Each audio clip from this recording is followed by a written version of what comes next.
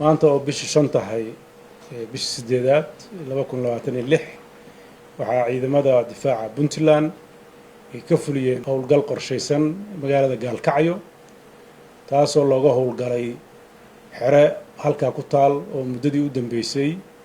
dowladda federaalka ay ku soo daabuleysay hub iyo saanad iyo ciidan ay ugu tala gashay inay ku khalkhalgeliso amniga iyo xasiloonida Puntland. waxaan marar badan la wadaagnay dadweynaha Soomaaliyeed iyo dadka jecel ka shaqeynta nabadda iyo xasiloonida Soomaaliyaba falalka ka socda madaxweynaha waqtigiisu dhamaaday uu ku khalkhalgelinayo kala dambeynta iyo nabadgelyada yar ee tukubaysay ee Soomaaliya ka jirta guud ahaan iyo gaar ahaan nabadgelyada muddada dheer ka jirtay deegaanada ay ka mid yihiin Puntland oo ahaa meelo muddo xasiloona wuxuu ka shaqeynayay sidii uu khalkhal amni ugu abuuri lahaa isaga oo dana gaar ah leh ay ku been abuurteen dadka iyo dhalinyarada reer Puntland khalkhalna ku geliyeen iyo kuwo laga keenay deegaano kale oo magaalada Muqdisho ah oo muhiimadeedu ay tahay in Puntland oo mar walba u taagan nidaamka dawliga ah iyo ilaalintiisa iyo federaalnimada in laga dhigo meel aan kala dambeyn ka jirin oo dowladnimo ka jirin si dowrka ay ku leedahay dowlad dhiska ay meesha uga baxo dalkan uu ku noqdo gacan aan habboonayn oo si guracan loo maamulay. wuxuu mararka qaarkood ku beer la xawsanayay inuu ciidamo dowladda federaalka halka ku abuuray.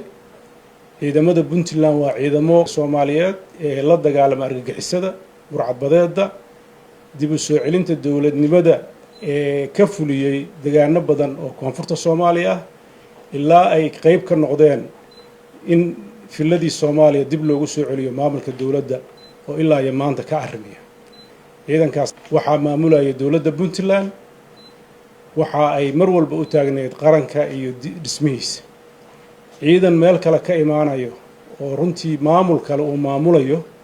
maanta suuragal kama aha Puntland inuu ka jiro. Puntland waxay muddadan ka shaqeynaysay dowlad dhiska qodobada aasaasiga oo dadka Soomaaliyeed u dhiman inay qayb ka qaadato iyadoo markaas uu noqon doono dalku sida dastuurka ku qoran ciidanka difaaca Soomaaliya oo mid noqon doono ama national army. waxaan uga mahadcelinayaa ciidamada geesiyaasha ah ee difaaca Puntland oo ka howlgala dhammaan geyiga Puntland oo la dagaalamay Daesh oo la dagaalamay Al-Shabaab oo mar walba u taagan xasilinta guud ahaan Soomaaliya gaar ahaan Puntland. waxaan runtii uga mahadcelinayaa sareeyaasha iyo hogaamiyaasha ciidanka taliyaashooda sida habsamida leh ay kala dambeynta iyo dowladnimada u ilaaliyeen siday howlgalka u qorsheeyeen sida ay ugu guuleysteen in ay dowladda Puntland gacanteeda ku soo celiyaan xeradaas oo ahayd xero dowladda Puntland ay maamusho laakiin muddadii u dambeysay ka shaqeynaysay nidaam khaldan. waxaan uga mahadcelinayaa shacabka reer Puntland meel kastay joogaan isgarabtaaga ciidankooda iyo go'aanada dowladda sida ay u fuliyeen. waxaan sidoo kale ciidamada iyo saraakiisha hogaaminaysa halka uga soo jeedinaya ama faraya inay xasiloonida ilaaliyaan in dhaawaca la daryeelo in maxaabiista si fiican loola dhaqmo in aan wax khalkhal ku saabsan ama tacaddi ah loo geysan guud ahaan dhalinyaradaas la khalday halkaas lagu qabtay. waxaan sidoo kaleeto halka baaq ugu soo jeedinayaa dhammaan dhalinyarada kaleeto ee gobollada Puntland jooga ee nidaamka ku jiray warqadaha beenta iyo biometriga beenta laga buuxiyay ku andacoonayeen inay federaal ka tirsan yihiin. Puntland ciidanka jooga waa ciidanka Puntland maanta ciidan kale oo ka jira ma jiraan. waxaan rabaa dhalinyaradaas inay ciidamada dowladda Puntland ka mid noqdaan isu soo dhiibaan nidaamka dawliga ah raacaan ciddii ka dhaga adeegta jawaabahaas la mid ay helaysaa. waxaan rajaynayaa inay saraakiishuna ka shaqeyso meelaha ay ku sugan yihiin oo dhan ay ciidamada dowladda la shaqeeyaan sidii horeba ula shaqeyn jireen. ciddii aan ciidan ahayn oo ciidan aan rabin danaheedii ay qabsan jirtay ha qabsato. Puntland waxay u taagan tahay midnimada Soomaaliya dowladnimada Soomaaliya waxay adkeynaysaa nidaamka dawliga curdinka ah waxay hormuud u tahay nidaamka federaaliga ee dalka Soomaaliyeed ugu dabaali doono. waxaan ku faraxsannahay nidaamka Puntland inuu yahay midka maanta dowladaha kale ee xubnaha ka dowladda federaalka saldhigga u ahaa gacan qabatay dhismahooda qayb ka qaadatay shuruucdooda iyo dhismahooda dowladnimada ay qayb ka qaadatay meelaha ay ku tababartaan ka ahayd haddana sidii baan ugu taagannahay. waxaan si gaara ugu mahadcelinayaa dowladda Galmudug oo runtii muddadii anigu aan xilka hayay wada shaqayn wanaagsan aan wada lahayn, amniga ka wada shaqaynay, xasiloonida ka wada shaqaynay, ciidanka labada dhinac Galmudug iyo Puntland ay si midaysan uga wada shaqayn jireen, sidii gaar ahaan gobolka Mudug oo gobol runtii xudun u ah Soomaaliya, meel xasaasi ku yaal laba maamul dhexdooda ah, sida taariikhda ah ay ugu guuleysteen in nidaamka federaaligu uu yahay wax dadka kala qaybiya, sida dadka ugu caddocoodaan waxaa daliil u ah magaalada Gaalkacyo oo laba maamul oo state ay ka jiraan oo haddana wada nool. federaalnimadu dadka ma kala qaybiso, dadka isku soo dhaweysaa, wada shaqayn bay leeyihiin, shuruuc baa dadka kala xukunta, wada shaqayn bay leeyihiin, amnigay ka wada shaqaynayaan, horumarka wada shaqaynayaan, dhinaca bulshada ka shaqaynayaan. fariinteennu waxa weeye fariin walaalnimo, Soomaali meel kastay joogto, cidna inaan ku xadgudubno ma rabno, laakiin nidaamka hadda Muqdisho ka jira waqtigiisa dhamaaday sharcina kuma fadhiyo. waxa uu hadda waxaan u sameynayaan waa inuu sharci darradiisa uu qiil uga dhigaa oo aan laga hadal, oo dadka uu khalkhal geliyaa, oo madaxda uu weeraraa, oo magaalooyinka degan uu yiraahdaa khalalaasaan ka ridaya, oo waxaan jirin uu ka shaqeeyo. waxaan jeclaan lahaa madaxweynaha xilligiisu dhammaaday waa siyaasi Soomaaliyeed, dalkan laba mar madaxweyne ka soo noqday. waxaan leeyahay khaatimadaada ha ku dhammayn waddo xun, dadkaaga u soo noqo, talada la wadaag, ilaahay baa macsuume, qofku waa khaldanaa. waxaan kuu soo jeedin lahaa tala midaysan oo Soomaaliyeed gaar, haddaad wanaag aada martidna Soomaali wanaag bay kuga haynaysaa. xumaanta faraha badan oo hore u soo gashana haddaad tan kusii dartid hadda midaan la ilaaweyn bay noqon doontaa. bal intii hore u gashay intaa sharciga ahayd haba laga wada xaajoodo oo Soomaaliya u taallaa, laakiin inta aan sharci darrada ah ku samaysid ogow waa mid ka duunaan doonta kuwa sharciga marka ahayd aad samaysa. taladaydu waxa weeye gaar ahaan gobolka Mudug, Galmudug iyo Puntland inay si midaysan nabadgelyada uga wada shaqeeyaan. waxaan ka mahadcelinayaa tallaabadii shalay ay qaadeen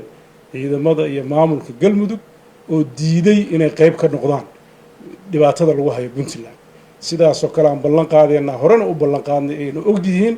inaan dhibaato uga imaan Puntland Galmudug, inay cadowga ay leedahay ay gacan ka siiso, inay darisnimada iyo walaalnimada ay sii xoojiso, in wax kasta oo iyagu ay goostaan aan kula shaqayn doonno haddii ilaahay arrimahooda daakhiliga ah maamuleed dadkeeda iska leh. laakiin annaga waxay nooga tashanayaan mar walba waxa ay taladoodu tahay inaan gacan ku siino. inta yar oo mar walba rabta inay xumayso waxaan rajaynayaa inay meel uga soo wada jeestaan, ammaanka wada ilaaliyaan. waxaan fariinteeda ugu dambaysa ku celinayaa in dadka arrimahaas ku lugta leh ee gobollada kale ee Puntlandna jooga inta aanan tallaabo laga qaadin inay u degdegaan awaamiirta dowladda, saraakiisha dowladda ee deegaanada ay joogaan way is yaqaanaane ay la xiriiraan, inay dowladdooda qayb ka noqdaan. beenta iyo huhaada la falkinayay niman siyaasiyiina oo damac guracan leh oo dadka reer Puntland ah, waxaan u soo jeedinayaa ninkii dadkan damac kale siyaasadeed dadka ha u yimaado siyaasad qoriyeysan oo ciidanaysan. suuragal maaha dalkan in looga gaaro. ciidanka dowladda Puntland iyo ciidanka Soomaaliyeedba waa ciidan shacabka Soomaaliyeed ay leeyihiin, wax sharci ah oo xaq ah unbay ka shaqeeyaan,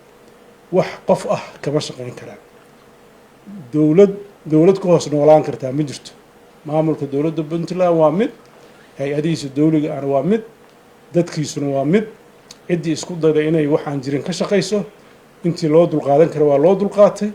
laakiin ciidamadu iyagoo ku howlan inay calmiskaad nafur ka sameeyaan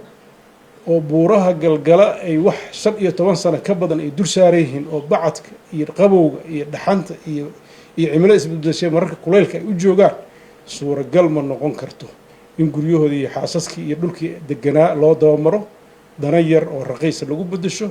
dadkana wax la yeelo. fariinta maanta dhacday waxaan ugu hambalyeeynaya shacabka reer Puntland meel kasta ay joogaan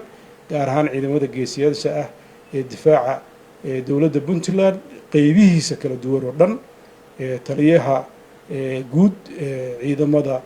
difaaca puntland taliyaha booliiska saraakiisha kale ee dowladda ee hogaaminaysa hawshaas askartii ka qayb qaadatay waxgaradkii iyo waayeelkii iyo maamulkii gobolka mudug iyo dhammaan mas-uuliyiinta puntland ee arrintaas sida turxaanta yar oo kooban kusoo afjartay taas baa insha allahu tacaala mahad ilaahay ugu celinaynaa ilaahay ka sokowna dadkii hawshaas qabtay oo qorsheeyey waan u mahad celinaynaa ilaahay idankiis wiilasha dhallinyarada ee la siray ee qaar maxaabiista hadda yihiin qaar dhaawaca yihiin waxaan rajaynayaa dadkiinni baa la joogtaan ehelkiin baa la joogtaan walwalyuuna ina gelin ilaahay idankiis bulshadiina ka mid noqon doontaan meelaha aad jeceshiin baad ka shaqayn doontaan wax mushkilaha ma jirto laakiin dowladdu waajibkeeda u saaran tahay waxa weeye nidaamka inay ilaaliso dadka horena waa u sheegay dadka ku celcelinaya nin walba inuu meel dhigto dad oo qabaa'il baa nahay waa reer hebel maanta 28 sano ay puntland joogtaa qabaa'ilka reer puntland oo dhan baa dowladdan harsanaya cid si gaar ah ahamiyad gaara oo kuwa kale aan lahayn leh ma jirto cid sharciga ka weynna ma jirto waxaan rabaa cid walba inay sharciga puntland harsato cadaalad ku dhex raadiso wixii khaldanna ay waddada sharciga u marto cidday ka cabanayso hadday maxkamadaha ku kala baxayso iyo hadday golayaasha kale ee dowladda ay samaynayso laakiin cid meel kale cid uga amar taagleynayso oo weliba cid aan sharci lahayn dhahaysa awaamiir bay siinaysaa yaa lagu hongoobin madaxda federaalkan waxaan odhan lahaa inay joojiso hubkii lagula dagaalami lahaa cadowga al-shabaab inay soomaalida dhexdeeda isugu dhiibto oo waxaas ka shaqayso oo kuwii u dambeeyey shalay ay ahaayeen intaa ku ekaada aad baad u mahadsantihiin wasalaamu calaykum waraxmatullahi wabarakaatu